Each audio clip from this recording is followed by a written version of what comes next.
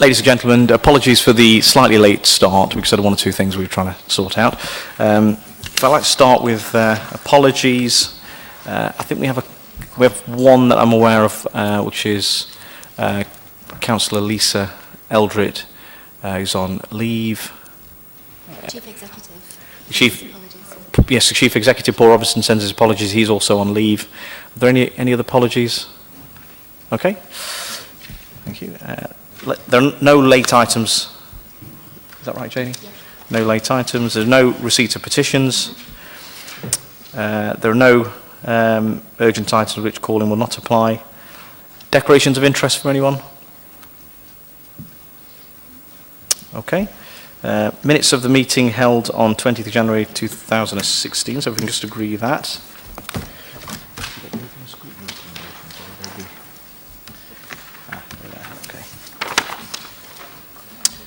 Okay, so Cabinet to approve the minutes as an accurate reflection of that meeting.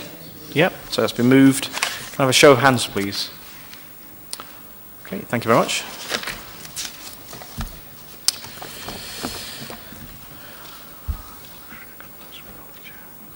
Okay, the general item number 7 is, okay, so corporate.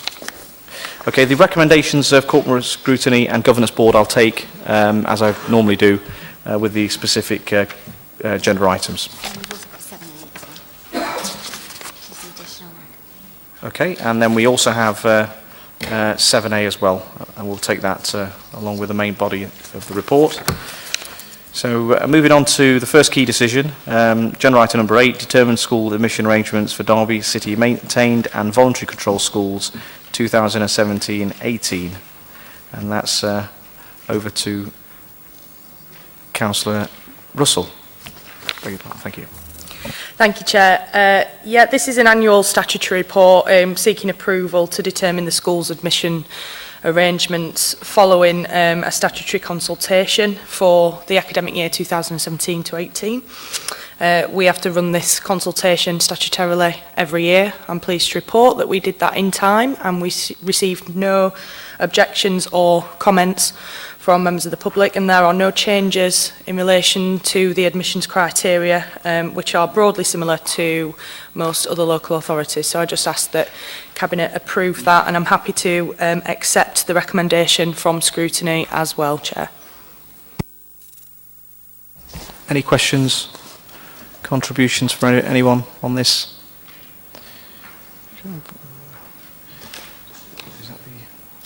Just remind me, we've got a resolve to recommend that. So we've got a recommendation. Yes. Yeah. Okay.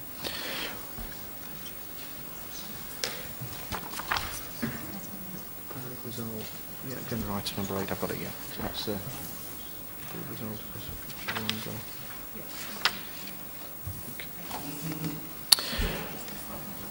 Okay. So the we have a recommendation from Scrutiny and Governance Board, and that is the board resolved to request a future report on the longer term planning for admission arrangements. So that makes that's acceptable. So can I have a show of hands from Cabinet, please? Thank you very much. Okay, the next agenda item number 9 is updating the adult social care charging policy, and that's over to Councillor Repton, please. Thank you. Thank you, Chair. This is the updating of the adult social care charging policy. It's in line with the Care Acts, and so I recommend it to Cabinet, Chair. Thank you. Councillor Holmes, please. Thanks, Chair. Can I just have clarification? Recommendation 2.2, it states Appendix 6. Should that not be Appendix 5? I may be mistaken, Chair. Sorry, it should read Appendix 6, Chair, not Appendix 5 as printed.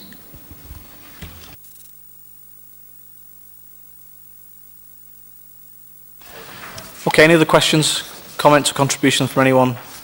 Right, just before I put this to Cabinet for approval, the board resolved to support the recommendations to Council Cabinet as outlined in the report.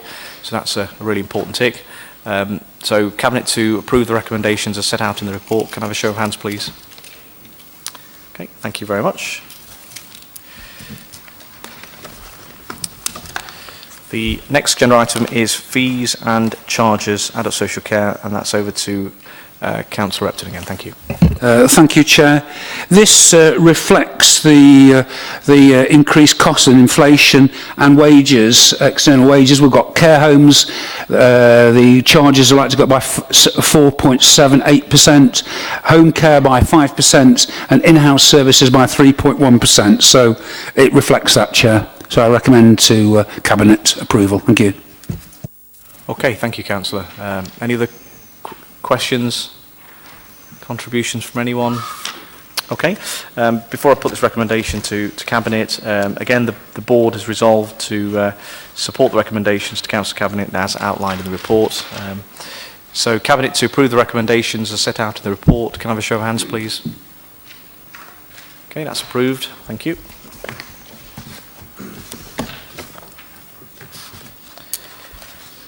Okay, agenda item number 11, council funding for services in the voluntary, community and faith sector, and that's over to Councillor Repton. Thank you. Yes, Chair, I'm very both saddened and angry to being forced by the government cuts to bring these recommendations to the council. I never thought I'd see the day where a central government would force such draconian cuts on us, and we've been subcontracted the responsibility for enacting them. The Care Act has placed considerable and new responsibilities on cities such as Derby, and this is at a time when funding support to some of the most frail and vulnerable in our community has been savaged by government cuts. It leads us to the situation that we face today, and it's very stark, with government-inspired cuts amounting to £23 million, and this is equivalent to 30% of our total adult social care budget, and that's since 2010, that's what we've had so far. But we're now facing an additional further cut of 7.3 million, and this will equate to adult care losing 43% of our total budget in real terms. And by law, we have to protect those, and so sadly, in terms of the non-statutory services, such as grants, I have to bring this recommendation here today. I'm certainly not happy about that. I know none of the organisations are, because over many months now we've been involved in discussions, invited them to meetings, and they understand the position that we're in. They're obviously not happy about that position. We're not happy either. But there's absolutely nowhere else to go at all. We've searched. If there was anything else that we could have done to prevent these, I want it to be made absolutely clear we would have done that. This is the last resort for us. And so it's with a very heavy heart that I'm here today recommending this because of those government cuts that we face. Thank you, Chair. Councillor Jones, please. Thank you, Chair. It does say in the report that the Cabinet member and the Council are proposing to take mitigating measures. Could the Cabinet member explain what some of those might be? And it's come to my attention that I don't want to name the group because I don't want to pick on any one particular group, but there are some groups out there that might be able to get funding perhaps later on in this next financial year, and yet we're taking their funds away from them probably from about May, June time. So what can we do to help those sorts of organisations? And when I was looking through the paperwork, I was very sad to note that while some people or some groups are a bit protected because they've got, I'll call it the health funding, other groups have got no other funding streams. So what are we going to do to help those find other funding streams?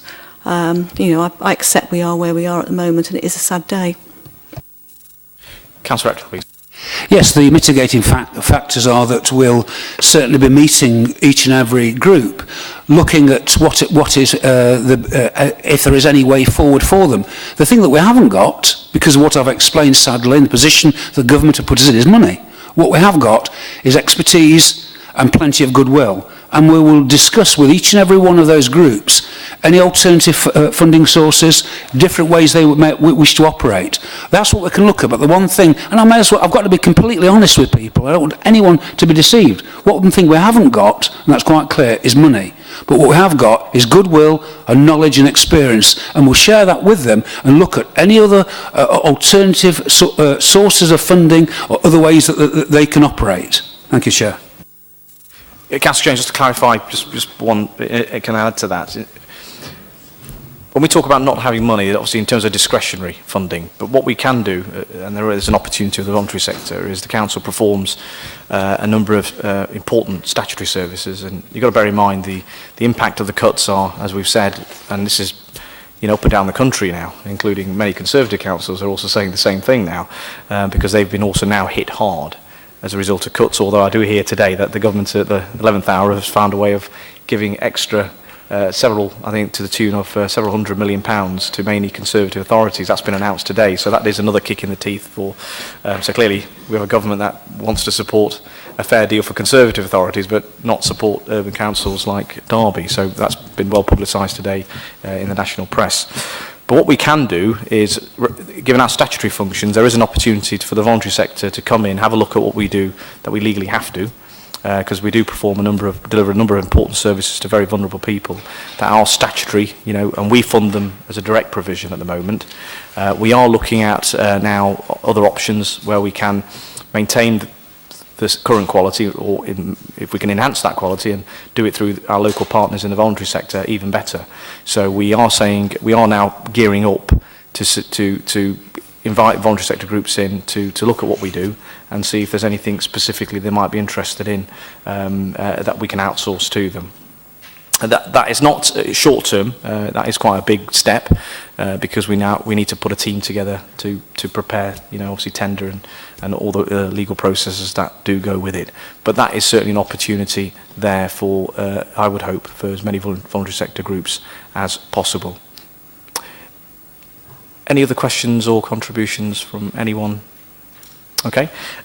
Before I put that recommendation to Cabinet, a comment by the Overview Scrutiny Board was that the Board resolved to request that the Council Cabinet find means of continuing to provide this support to voluntary, community and faith sector groups if it has proved successful over the last 12 months. And that's very much on the lines of what we said is, as Councillor Repton has said and what I've just said, in terms of the short, medium and long-term assistance we can provide. And I just want to add, this is in line with what most councils sadly are now having to do, is to go back to delivering statutory services.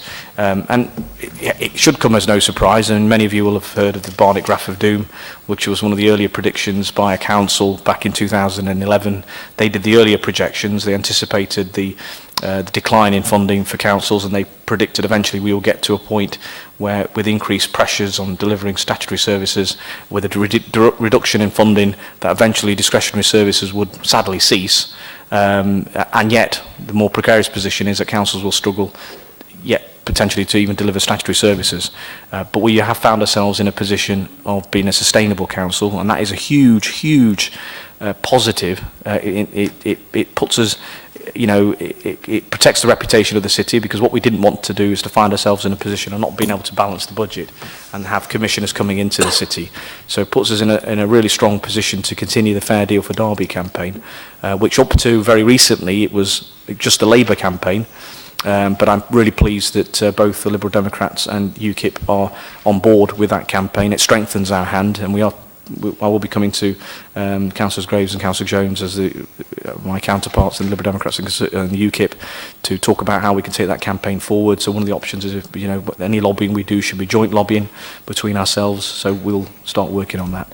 I wish the Conservatives would join us in that, but I can only draw the conclusion that they're quite, to them it's about fair deal for Conservative councils and not for, not for our city. As I said, very kick in the teeth. If you look to the news today, a real tragedy that we have a government that's actually putting money, hundreds of millions of pounds, and the councils benefit. Surrey, for example. Surrey is one of the wealthiest regions of the country. It's a millionaire belt, city bankers that commute into London, to the city. I can't see how come they're being hit by government cuts, but yet the Prime Minister has announced that they will get several £1 million of additional funding. That's just one of a list of mainly Conservative councils up and down the country. So there is clearly a crisis in funding for those councils. The government has listened to them. We want the government to listen to us so we can continue to support the voluntary sector groups and all our discretionary services. And that campaign, as I said, will continue. we've done the first part of that job where we've balanced the budget when, you know, it looked like there was a huge uncertainty. And I shouldn't really need to remind people that we were one of 2 councils that formally went to Parliament. Councillor Rawson and I made representations to Marcus Jones in Parliament, and they had no argument against what we were saying. We warned them that their cuts, their continued cuts, will mean an end to discretionary services in the city. And so we will continue that campaign and that crusade. So, ladies and gentlemen, let's start a new chapter in supporting the voluntary sector, and that is obviously, as Councillor Repton has said, it means we can't subsidise directly, but we can support in other ways, and we will be inviting voluntary sector groups in to come and have a dialogue with our officers to start looking at what we do, and if they can come in and do that better, we will certainly support them in that dialogue. So, ladies and gentlemen, can I ask for an indication to approve that cabinet decision? Okay, all right. Okay, thank you very much.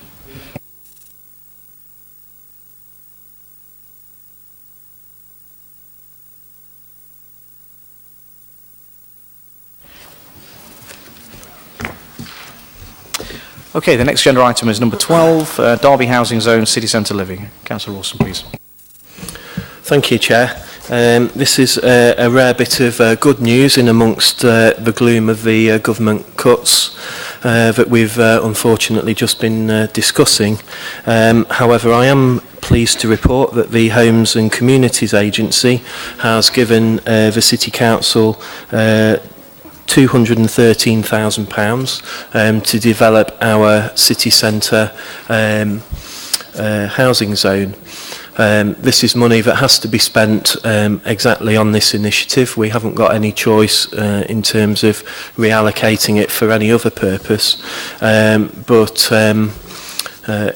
in many ways it will help us tackle a number of issues in the city in terms of providing housing for people, in terms of taking the pressure off some of the greenfield developments around the edge of the city, which I know Councillor Holmes has raised before, and the project will look at specific areas: Castle Ward, the former DRI site, the Frygate Goods Yard, which is a particularly difficult site to regenerate because of the listed building that's there. And this report sets out some ways in which we can hopefully deliver 2,000 homes in the city centre over the coming years, Chair.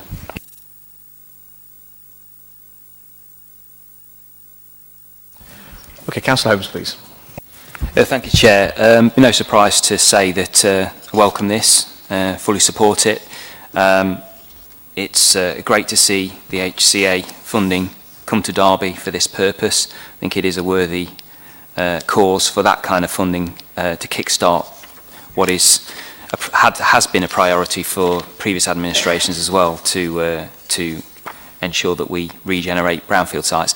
I'd just like to say, congratulate Councillor Rawson on the work so far, and urge him to continue to work with our local MPs to seek as much funding as we can possibly get from government in this area. I think it's a key driver for this city's economic future. Thank you.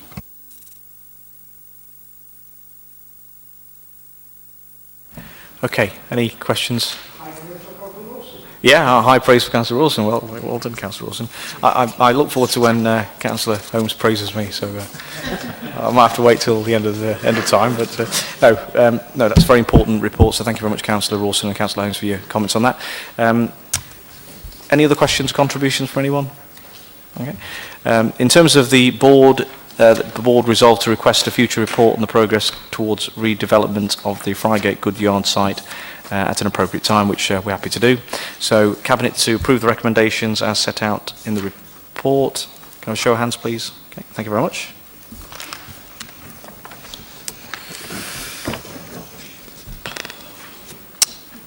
It's yours as well, isn't it? Yeah. Agenda item number 13 is Infrastructure Programme Board Capital Programme 2016-17 and 2018-17, and that's over to Councillor Rawson again. Thank you. Thank you, Chair. This report sets out the proposed scheme of work for the forthcoming financial year in terms of highways and transport, vehicles, plant and equipment, and land drainage and flood defences. Cabinet members and all other members of the council have been involved through the neighbourhood boards in terms of drawing up priorities, and I'm pleased to say that there are schemes included in the plan put forward by the neighbourhood boards from across the city. We've done everything that we can to take on board those priorities and included those. I think every single ward has had their priorities included in the plan for the forthcoming year. So recommend this for recommendations 2.1 to 2.5, Chair. Okay, any questions or contributions from anyone?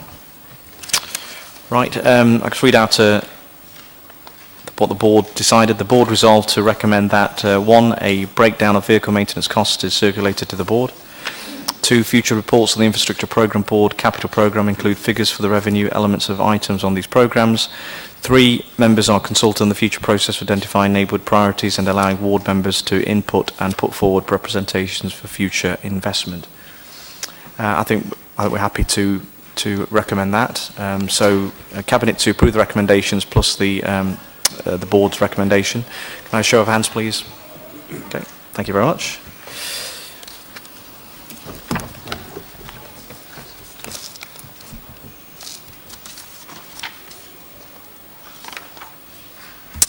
Okay, agenda item number 14, revision of the discretionary rate relief policy. Incentives to regenerate are a key driver to attract business to Derby. Derby's enterprise zone at Affinity Park is just one of the areas we are promoting. Our discretionary rate relief policy is being updated to include the enterprise zone along with major changes to retail rate relief and new build property reliefs. The policy is set out in Appendix 2 with the recommendations at paragraphs 2.1 to 2.4. Are there any questions or contributions from anyone? Okay, so before I put that to Cabinet, the board resolved to note the report. So Cabinet to approve the recommendations as set out in the report. Can I have a show of hands, please? Okay, thank you very much. Agenda item number 15 is the Council Citywide Event Strategy. Over to Councillor Rawson, please. Thank you. Thank you, Chair. As the government cuts continue to bite, the City Council is unfortunately in the position of being able to provide less in the way of public events. And it becomes more important than ever to work with our partners in the private and voluntary sector to be able to continue to provide citywide events to make sure that Derby is a great place to live and that we continue to support culture and we continue to attract people into Derby to attend a wide variety of events. So the strategy puts in place a means of evaluating, Chair, when we're considering requests to host events in the city, and also I'd like to think it's a way of us going out and engaging and promoting to the private and voluntary sector the opportunities that there are for people to come into Derby and to work with us to provide a whole range of different cultural events for the city going forward, Chair. I hope it's a positive coming out of the difficult budget position we're in, but there are opportunities here, Chair, for private and voluntary sector to work closely with us. Okay, Councillor Upton, please. Thank you. Yes, I welcome this report, Chair. Again, it's one of these situations where, like some of the other items we've discussed, because of the government cuts, we have little money for some of the activities that we believe are important to the City of Derby. And we all recognise in this Cabinet the importance of both the arts and the citywide events that we have. and that our citizens enjoy. But we have got to do things differently. We need to energise those voluntary groups, those external organisations that can help us make sure that we continue to have a vibrant city centre, we continue to have citywide events, we continue to have arts in the city. And I think with the effort and the support and the cooperation of individuals, external organisations, and doing things differently, we can make sure that not only that these events and the arts survive, but they can thrive. But we do need them on board, so I welcome this initiative, Chair. Thank you. Councillor Holmes, please. Thank you, Chair. I'd like to ask about where we are with a couple of capital projects, really, the two major that we can think of that would be in relation to this report. A city performance venue. Obviously, we've lost the assembly rooms and obviously the arena isn't performing in that role at this time. So where is the administration in terms of its thinking with regards to providing the city in whatever means a flagship performance city centre based performance venue? And also same question really in terms of slightly off kilter with the report, but the swimming pool situation. You know, where are we with that? Moorways pending closure, the maintenance works which are ongoing or being assessed at Queen Street. Where are we with that particular project in terms of, are we any closer to securing or providing or having a firm plan to ensuring the city has a viable city centre swimming facility? Yes, thank you, Councillor Holmes. Yes, I can confirm, I'm more than happy to confirm that this administration is absolutely committed to delivering a new performance venue for the city. The provision of new swimming facilities is part of a leisure strategy, which again we remain committed to. The funding of a leisure strategy is an issue given the overall state of the council's finances. So we are absolutely committed to both of those. We have some advisors who are currently undertaking a review for the performance venue, looking at potential sites, looking at the financial case, and that will be reporting back to us during March. So we'll have a much clearer picture once we receive that report, and we'll be in a position to move forward with it from that point. I mean, Councillor Holmes, in terms of Moorways, that is a revenue issue, and we come back to again, you know, you're asking us to commit to projects that create a revenue pressure which is impacted by government cuts because we've had our grant reduced, yet you support a policy that doesn't want to see council tax increase. You clearly support government cuts, you support austerity, you clearly don't believe in a fair deal for Derby campaign. So where do you think, you know, the funding should come? Where, you know, you didn't put an alternative budget either. You didn't put any amendment, in fact, to the budget. It was absolutely vacuous. So, you know, I'm just stunned the fact that you're kind of asking these questions, but you're coming up with none of the answers yourselves. And I kind of reiterate, I think it was the Conservative council leader commented about the contributions made by your group, and it's easy for them to say that they're in opposition. You know, and that's the reality. When are you going to come clean with real proposals? Anybody can sit, no disrespect, anybody could do your job, really, let's be honest. And I don't know how long you're going to do your job for, but you're certainly there for me. But it's an easy job, isn't it? Anybody can sit there in opposition and say, that's wrong, this is wrong. What are your options? Where are your alternatives? I made officers available. You were in the meeting. I think Councillor Ixon was there. Months and months ago, I said, we will help you and support you. I'll make every officer available. Remember, these are officers. We weren't in a balanced position at the time. So when I said to them that I want you to help the Conservatives look at the budget and come up with viable options. Remember, all those conversations are confidential. The first I would have known your solutions would have been at that meeting. But you didn't take that opportunity up, did you? That's a fact. You didn't. And that is very, very disappointing. So please don't play politics with important services. You either support them or you don't. And the way to support them is by getting a fair deal, because you know full well of all the services that the council provides, they are reliant on government funding. That's where it comes from. And I have to say, it is a position that's unique to yourselves here in Derby, because there are Conservative councils up and down the country that are actually lobbying government. And you would have heard Oxfordshire. You know, hopefully you would have heard the dispute between David Cameron and the leader of Oxfordshire Council, when David Cameron said to the leader of Oxfordshire Council, "Why are you shutting services down?" And the leader said, "Well, what do you mean, why am I shutting services down? I'm shutting down because you've cut our grant." And what was even extraordinary was David Cameron said, "Well, here are some ideas, use your reserves." And what did the Conservative leader of Oxfordshire say? He said it back exactly the things we've been saying. And most importantly, he said to David Cameron, "You don't understand how local government finance works." And I think the latest one is from David Cameron's own mother, that signed a petition to save children's centres, and now is lobbying her own son. So, dear Mrs Cameron, you know, welcome to the campaign and crusade. Councillor Holmes, it's gone too far. That's the point. I really don't know what you've got to gain by taking this very, you know, this dogmatic stand, stubborn stand, really. You know, if you're going to be different to Councillor Hickson, it's your opportunity now to look at rethink. Because if all you're going to do is carry on Councillor Hickson's policies and thinking, where's the real change? You know, I want to work with you. I think I can work with you. We're of a similar generation, and I still want to give you the benefit of the doubt that your heart is in the right place. Let's get together around the table with Councillor Jones, with Councillor Graves. You know, look at me and Councillor Graves.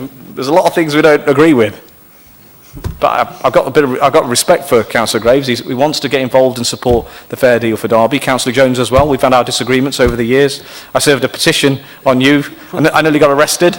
You know, I don't bear grudges. You know, so please don't bear any grudges with me, Councillor Holmes. I don't think we've fallen out with too many things. This is about Derby. It's about doing the right thing for our city. You know, so let's put politics aside and campaign for a fair deal for Derby. So, Councillor Graves, I think you would like to say something. Thank you. It's interesting you keep saying the word "put politics aside," and yet in this meeting it just comes out of you just like normally, and we don't know what is accurate and what is politics. It's you know, there is a lot of rhetoric coming out of there. Interesting that actually some of the things that this cabinet could have done this year is actually stop some of the waste that you insist on spending. But I actually, onto this particular report, I find it quite bizarre when, with your budget cuts, you've effectively closed Derby. And yet we have a membership here of some 13 officers. And I'm very intrigued to know what they're going to look at, what events they're going to look at. Why have we got 13 officers for when you've really closed most of the events that people attended in this city? Councillor Wilson, would you like to respond? Well, that's exactly the point, Councillor Graves. The council can no longer provide the same range of events as we have in the past, which is not a position any of us would want to be in. Many of us enjoy events ourselves and participate as members of the public. They're not there anymore because the government is telling us that we should only be funding statutory services. So this administration, it's our job as cabinet members, is to get out there and to find solutions and to find alternatives. And working with the private and voluntary sector is one way in which we can make sure that events, cultural things still happen in this city, to make sure that it's not a complete ghost town. That's absolutely not what we want. And this Labour administration is absolutely determined to make sure that's not what happens. Thank you, Councillor Rawson. I believe Councillor Holmes would like to. Thank you. I certainly don't dislike you, Ranjit, and I think we're both mature enough to ensure we put politics aside when we step out of the political arena. I think that's taken as read. You don't sort of reach leadership without understanding that fully.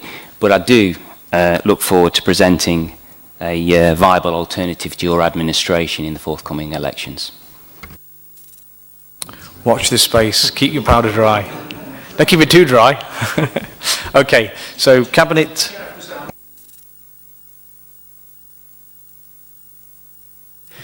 Okay, so Cabinet to approve the recommendations as set out in the report. Can I have a show of hands, please? Thank you very much.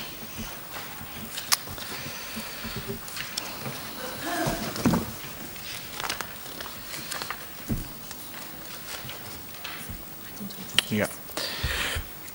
Comrades, agenda item number 16, we'll be taking under key decisions as under the pink papers as a confidential item. So we'll we'll discuss that and obviously debate that in the fullest of time when we get to there. So thank you. Moving on to agenda item number 17, and that's over to Councillor Hussain to talk about council housing rents and service charges for 2016-17 to 2019-20. Thank you. Thank you, Chair. The report draws to our attention the rent reductions which have been imposed by the government on councils and housing associations, the reduction of 1% for the next 4 years. And when you consider that, previously the government had committed itself to allowing us to increase rents by CPI plus 1%. It would have meant over the 30 years, our best estimate is that we will lose something like £200 million in housing revenue income. So the impact on the council is very, very significant. Our officers are still working on this document, revising it in light of the imposition from the last November announcement from the government. However, we do wish to increase some service charges to make sure that we are maximizing income in the smallest possible way, the best we can. And the recommendations are set out in paragraph 2.1 to 2.8, and I recommend that we actually approve all the recommendations set out in the report. Okay, any questions or contributions from anyone? Right. Cabinet's approved the recommendations as set out in the report, and plus the board resolved to support the recommendations to Council Cabinet outlined in the report. So Cabinet's approved the recommendations. Thank you very much.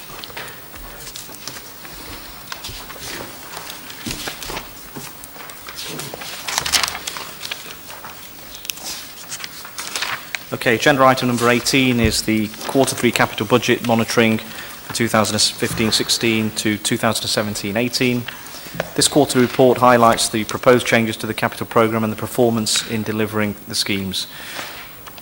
Changes totalling 6.6 million are proposed, with the details shown in Appendix 2. 63% of the programme has been spent up to the end of Q3, with the remainder anticipated to be completed by the end of the financial year. Recommendations are set out at paragraphs 2.1 to 2.3, and on that item the board resolved to support the recommendations to Council Cabinet as outlined in the report. Any questions or contributions from anyone? Councillor Rawson, please. Thank you, Chair. Yes, just to draw attention to 6.2 flood defence. As we'll all have seen on our televisions over Christmas and the New Year, the devastating impact that floods can have on people's homes and businesses. The project that we have here in Derby, Our City, Our River, is all the more important when you think of the destruction that's been caused by those floods. It is virtually all externally funded. We're about halfway there in terms of putting together the total funding package. But I did just want to pay tribute to the Our City, Our River team who have worked hard to get us to the point where we're at. Indeed, getting another £2 million from the local enterprise partnership D2N2 recently. So our thanks to them for contributing towards this, and I'm happy to say that work has now started on site. In the first package at least, the work is beginning in order to protect our residents in Derby from the risk of flooding, and I know the councillors in Darley have been working very hard to ensure that this has happened and to get us to this point, Chair. Thank you, Councillor Wilson. Over to Councillor Repton, please. Yeah, thank you, Chair. I certainly welcome this particular aspect on flood defence on behalf of my constituents, and as I think we all know in this chamber, when the government first announced the cuts in the flood defences, we were led then by this group, this cabinet, together with our then MP, Chris Williamson, who raised it in the House of Commons, We put the pressure on the government. This is going back now 2 or 3 years ago, and we came up with this scheme. And certainly, it's something that my constituents and my fellow councillors and Councillor Rawson will be celebrating as we have the groundbreaking ceremony in about 10 days' time now. And certainly the people in Chester Green particularly, and in the Struts Park area as well as Darley, really welcome this, because Councillor Rawson has said, we've seen the devastation and the misery and the suffering of where the government hasn't invested in flood defences elsewhere in the country, and we're now keen for us to get on and make sure that people can sleep sound, safe and dry in their beds, and these new defences will make sure that happens. So I certainly welcome this aspect of this report. Thank you, Chair. Any questions, contributions from anyone? So, Cabinet to approve the recommendations as set out in the report. Can I have a show of hands, please? Okay, thank you very much. Agenda item number 19 is the Treasury Management Strategy for 2016-17. This is a technical report which proposes a framework for borrowing funds and the limits and the boundaries within the Director of Finance can invest the Council's cash. It also refers specifically to the proposal to negotiate terms on the repayment of debt transferred to us from the County Council in 1997. Recommendations are set out in paragraphs 2.1 to 2.4. And on that aspect, the Board resolved to support the recommendations to Council Cabinet as outlined in the report. Any questions, contributions from anyone? Can I have a show of hands, please? Thank you. Okay, that's approved.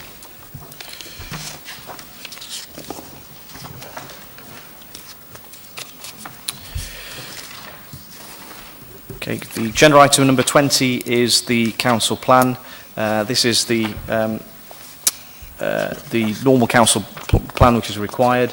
I think of specific development will be during the course of the next couple of months. The council will also map out how it will deliver the 15-year vision, and cabinet members will be looking to focus on particular areas that they have been working on, and will be looking to explain that to the city and how we can, continue to work towards making Derby a better city through the delivery of the 15-year vision. So we'll talk more about that in due course. But for now, this is to approve the council plan. Are there any comments or contributions from anyone? Okay, so before I put that to Cabinet, the Board resolved to support the recommendations to Council Cabinet as outlined in the report. Can I have a show of hands to approve the council plan? Okay, thank you very much. The next agenda item 21 is dedicated schools grant for 2016-17 to 2018-19, and that's over to Councillor Russell, please. Thank you. Thank you, Chair. As Cabinet members will know, Dedicated Schools Grant is a substantial grant that can only be used in educational settings, in schools, nurseries, early years provision.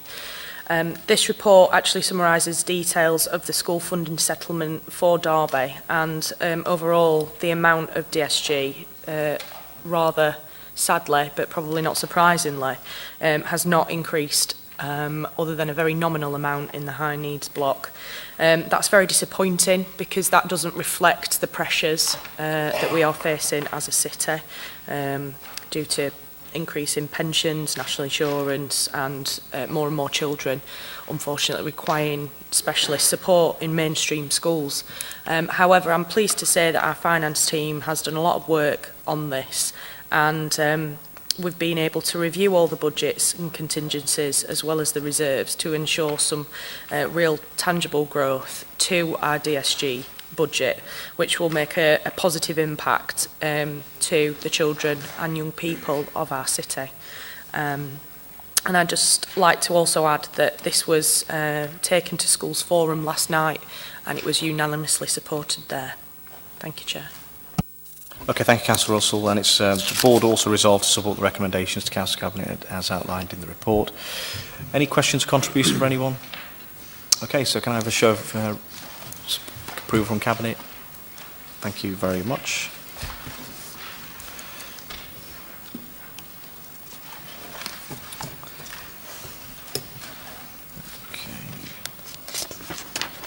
Okay, the next agenda item is the performance monitoring 2015-16 quarter 3 results. This is to note the report as set out in the recommendations 2.1 to 2.4. Any questions? Okay, so can I have a show of... I beg your pardon, yes, there is a scrutiny recommendation. That is the board resolved to recommend that a performance surgery is held on the measures associated with education healthcare plans before the end of March 2016, with the outcomes being reported back through the corporate scrutiny and governance and overview and scrutiny board.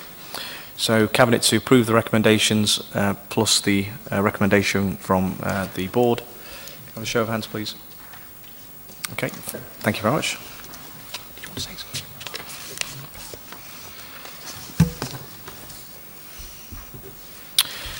Agenda item number 23 is the Contract and Financial Procedure Matters Report. The report proposes the use of reserves to fund IT contract exit costs, additional borrowing and the approval to accept a loan for the street lighting LED project, an extension of the digital services contract and the tender and award of a contract for translation services. The recommendations are set out in paragraphs 2.1 to 2.7. And the board resolved to support the recommendations to Council Cabinet as outlined in the report. Is there any questions, contributions from anyone? Okay, can I have a show of hands from Cabinet? Thank you very much. That's approved.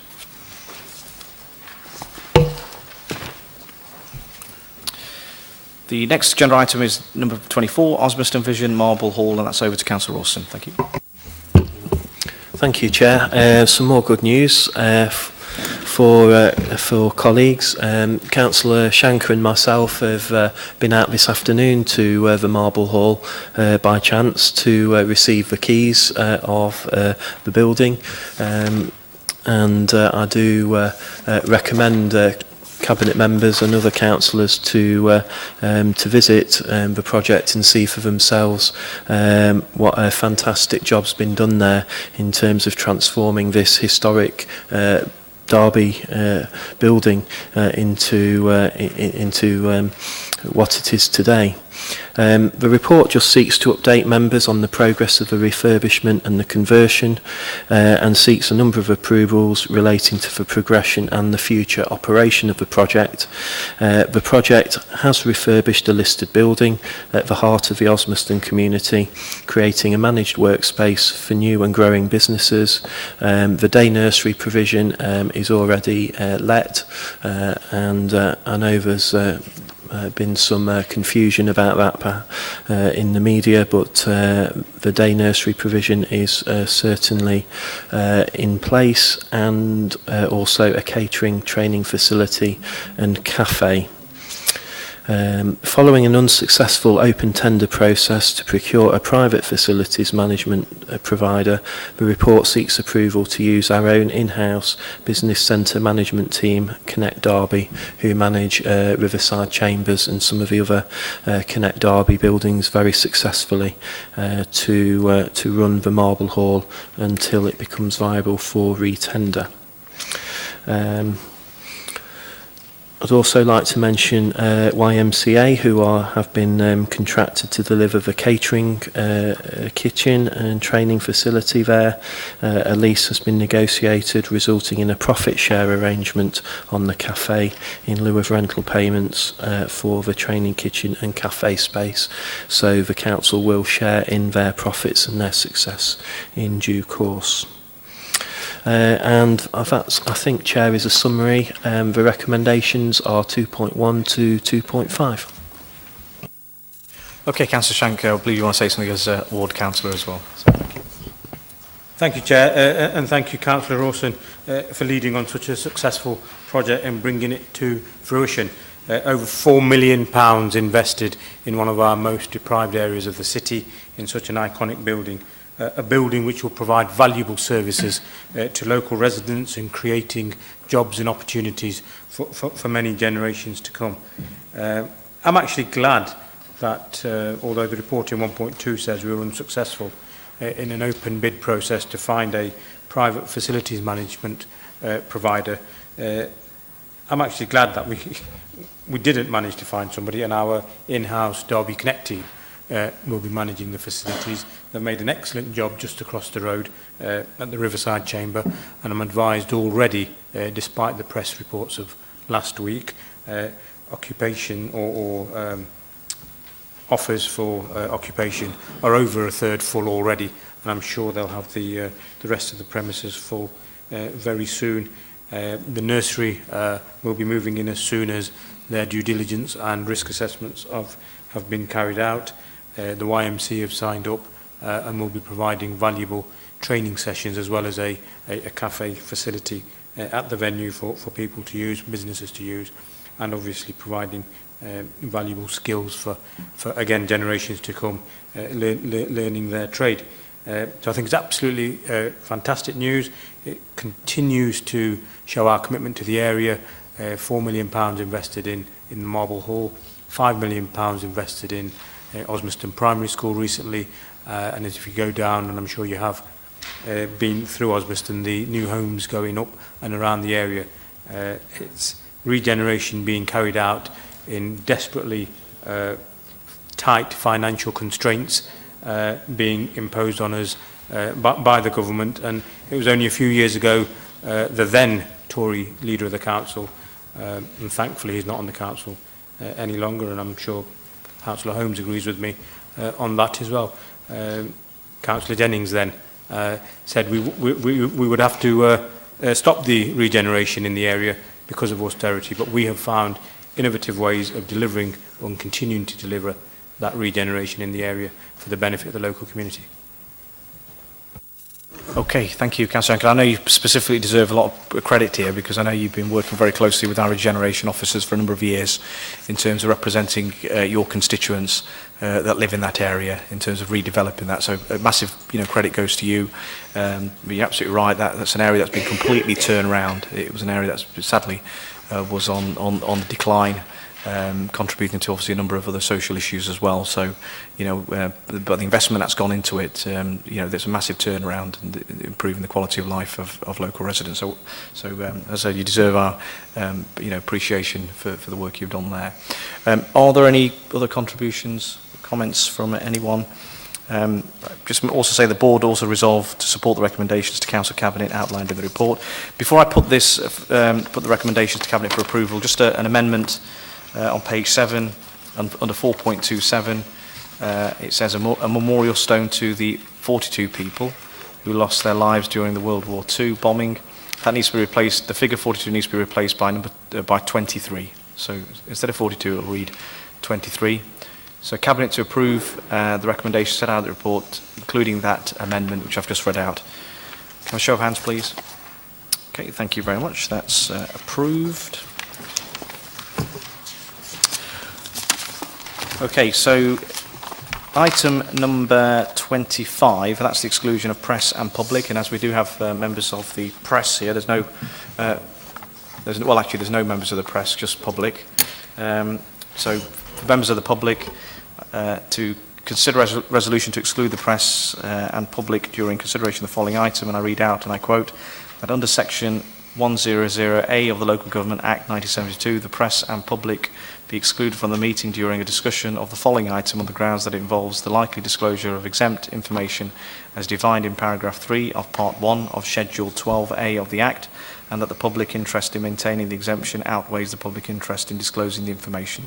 So if I could just ask, there's just one resident, member of the public, just leaving.